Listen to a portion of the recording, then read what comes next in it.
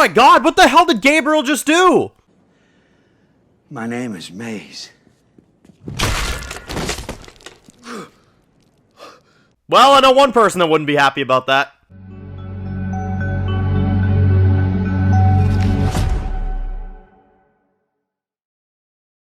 Alright guys, this one's going to be doing a review today, this one's going to be doing a review for today, this one's going to be doing my next review for Peacemaker. This one's for episode 7 of season 2, the penultimate episode titled Like a Keith in the Night. Holy damn, man.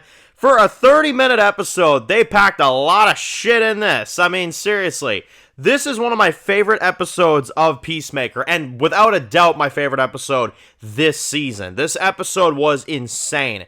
I've never seen such a fast-paced episode, honestly, on TV this year. I mean, this shit moved, man. I mean, you had the aftermath of what was going on, you had the chase scenes, you had the interactions with Peacemaker and his dad, you had all that stuff going down, you had all of our characters escaping, you had Peacemaker getting arrested. I mean, the shit was just off the damn chain. I mean, it was crazy. So, let's go over the episode and discuss it from beginning to end, because there's a lot that happened here. So, getting things started, of course, we get the continuation of, obviously, the chase. We've got Harcourt and, obviously Peacemaker, and they're kind of, going through basically, and they're kind of trying to make their way through, and you have the Harcourt from this multiverse that is looking at her, and she's like, hey, that's not me, arrest her, this and that, and then you got Chris that's like, hang on, and she gets on top of him, and then they fly the hell out of there, barrel through some friggin' cops, you know what I'm saying, and get on his bike, and they hightail it out of there as they're shooting at them. Now, you also got, of course, obviously everybody that's, like, running for their lives, of course, and, obviously the big thing about this world is that they don't let anybody of a different race in, or, anything like that, or even, just anything, really. I mean, it's a different version of how, everything would have gone down, and it's kind of screwed up to look at it, because, they see one person, obviously that isn't, like, just a normal Caucasian, person, and they're like, oh shit, go after them, you know what I mean? Like, it's crazy. So, you get a lot of that stuff going down in this one, which I thought was really, really good. There was some good, chase scenes and fight scenes going on, and, Autobio is, of course, being chased. Obviously, she's, obviously running for her life, and obviously her being, the color she is, they're running after her, and they're like, oh my god, like, we gotta get her, you know what I mean? And you have Keith that obviously is chasing after her, which is just like, what the hell is happening, you know what I'm saying? And then, on top of that, you've got Juno Master that actually helps out, which I thought was kind of interesting. Now, I've been, with Juno Master, like, I was sitting there wondering, I was like, what is he gonna do necessarily that's gonna be, like, big? Like, they brought him back on the show for a reason. Well, he did save her, so I will give him that, and that was a really gangster scene from him when he came in there. You got Mr. Cheetos in there that helps her out and stuff, so I thought that was great. And, I mean, in terms of that, they kind of, make sure she's alright. You get, like, a scene where he's, like, playing, like, some games with her and stuff like that, so I thought that was kind of fun. And, then you've got, obviously, Chris's dad and brother that realize what's going on. In particular, his dad, right? He's kind of sitting there saying, yeah, something's not right, something's, going on, and they kind of pick up on what's happening, and then obviously they go out there in their suits and, go after Chris and everything like that. Now, they get surrounded by cops. You've got Chris and you've got Harcourt. They're on the bike. I did like the small moment where, like, they're on the bike, they were escaping, and then you kind of had that small little moment right there where Harcourt kind of put her head on, his, shoulder and stuff, and kind of realized that, obviously they're meant to be together, you know what I'm saying? So, I liked seeing that. That was really nice, because again, like, I mean, I've been rooting for them the whole damn season, so, I think that's nice to see. But anyway, after that, you've got the police officers that basically, they surround them, they're screwed basically, and then you've got Chris's dad and brother that come in there and actually take out the cops and actually bring them back to the house, and save them and rescue them. And I really found it interesting, actually, that, because I didn't think this would happen, his father actually wants to help. He wants to kind of help out with this whole thing,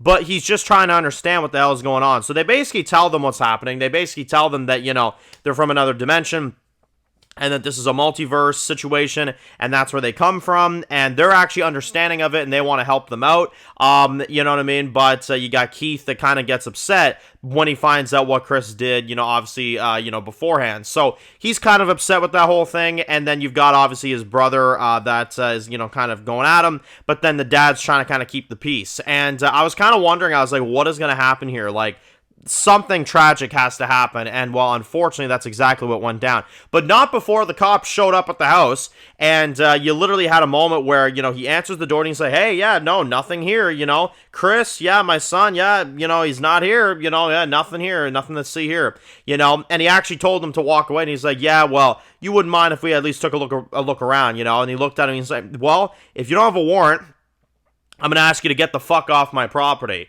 you know what I mean, and, get going, you know what I mean, before this turns ugly, So, I thought that was gangster from him. Good final few moments from him because, of course, well, then we have, of course, his death that goes down, which I thought was kind of brutal, of course. You get the others that come in there, and they stab him through the neck, which, obviously from their perspective, getting chased the whole episode, I understand why they would do that, but it was really sad to see his dad die in front of him, and then, well, Chris obviously sees that happen, he tries to save him, but he's not able to. And then, obviously, the fight continues. You've got Keith that absolutely loses his shit after that, and fights Chris one-on-one. So you get Keith versus Chris, brother versus brother, which I thought was absolutely insane, and they're fighting through the house. You've got Harcourt and the others, they're trying to help out, of course, and, then you've got Chris that obviously has to deal with, obviously kind of, just beating him up, and dealing with, obviously trying to, leave him behind and everything, and I must say, and this is one of the things that really blew me away about this episode, the acting from John Cena was insane. I mean, he's good anyway. He's good in general. I mean, he's always good. So it's kind of a, I guess it's kind of a normal thing to compliment him. But I really highlight my compliment on him this time. That acting with him when he was sitting there with his brother on the ground like that, and he was like, saying how sorry he was and shit like that, and, he didn't want it to go this way and stuff like that, and just the way he acted that emotional scene. I mean, John Cena genuinely should win something for that scene. Like, he should win some kind of an award. Because that shit, like, actually hurt. Like, I ain't gonna lie. Like, I didn't cry, but I was like, damn, man, like, that's a tough one. That's a tough one to see. I ain't gonna lie. So the fact that John Cena did that, it takes a lot to get me, like, to that point with a TV show. So, they did a good job with that scene. They really did. And I felt every single bit of that. So genuinely, like, round of applause to John for the acting in that scene. And then on top of that, then you got Harcourt, of course, that pulls the gun and says, like, to Keith, she's like, I can't have you following him, And it sounds like, based off what happened there, I mean, based off what I'm seeing at least, she wasn't able to kill him fully. She was not able to take him down. So the way I'm seeing it here is that this, Nazi world or whatever is still going to be existing, and that's still going to be going on into, obviously, the finale. So what I'm assuming is that Keith is going to be a massive threat in the finale in some kind of way, either that or in maybe a third season, you know what I'm saying? Because I know James Gunn has talked about the idea of maybe making a third season of this, which, honestly, please do, because it feels like there's still so many things you could do with a show like this. You know what I'm saying? It doesn't feel like season 2 is like the limit. It feels like you could definitely at least do a third season. I mean, I know there's a lot of things coming up. There's the new Superman movie, and there's Supergirl, and there's, everything else happening. But I mean, when you get a chance, it'd be nice to get a Peacemaker season 3 is all I'm saying. I mean, you don't have to, but it'd be good. You know what I'm saying? I would watch it. So, anyway.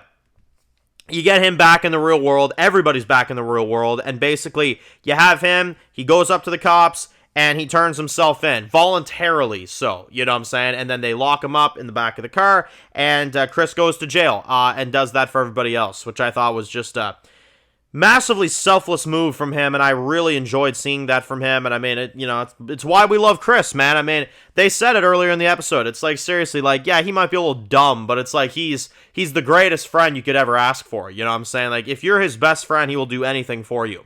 So I really enjoyed that part of it as well. But yeah, no, man, this was This episode was bonkers, man. Genuinely, it was bonkers. It was nuts. It had so many great moments and so many big fight scenes. I am seriously wondering what's going to happen now in this finale because, I mean, here's the thing. They set up so many things. Chris going to jail, obviously. They set up Superman. I didn't miss that. They did mention Superman. I don't think Superman's in this episode. I don't think Superman's in this finale. Not to mention, James Gunn has literally already confirmed that Peacemaker does not like Superman. He's not a big fan of him. So obviously, I mean, that would be kind of an awkward one anyway, but I don't know. I don't think Superman's popping up in this. I think some people are setting their expectations too high. But I think this will massively set up the next Superman movie. And I think they already have with, Lex Luthor last episode. You know what I'm saying? Because obviously, Lex Luthor is going to be a massive part in the next Superman movie in 2027, which is the idea there. And that's why I kind of say, okay, if we're going to get a Peacemaker season 3, it's going to take us a long time because, the next Superman movie isn't at least for another 2 years. And this is supposed to be before that, so they wouldn't make a third season before the Superman movies. So, obviously, it would probably be 2028, hell, 2029 if we had a season 3 of Peacemaker. So it's going to be a long time, which I'm all good with. Let them cook, let them, do whatever they're going to do with it. But I will say, I really kind of hope there's a third season, you know what I'm saying? I'm good with them ending it with season 3 if they want it to end there. But, I feel like there's room for at least one more season. Do y'all agree? I feel like there's room for at least one more, you know what I mean? I don't know. I don't want to let it go yet. It's a really good show. So, anyway, that's kind of my thoughts on this whole thing. I mean, this episode, honestly, in general, amazing. It's definitely my favorite episode this season. Whether it's the best episode of the show is kind of a tough question because, I mean, there's a lot of episodes. So, I'll say this, though. At least of season 2, it's bar none my favorite. It's not even close. So, let me know your thoughts. Post your comments down below, guys. What do you guys think of Peacemaker Episode 7? And what do you guys make of the short episodes, by the way? Are you good with the short episodes? Do you like the episodes being short? I kind of look at it this way. If it doesn't need to be longer because of story reasons, then I'm good with it. So I'm good with the short episodes.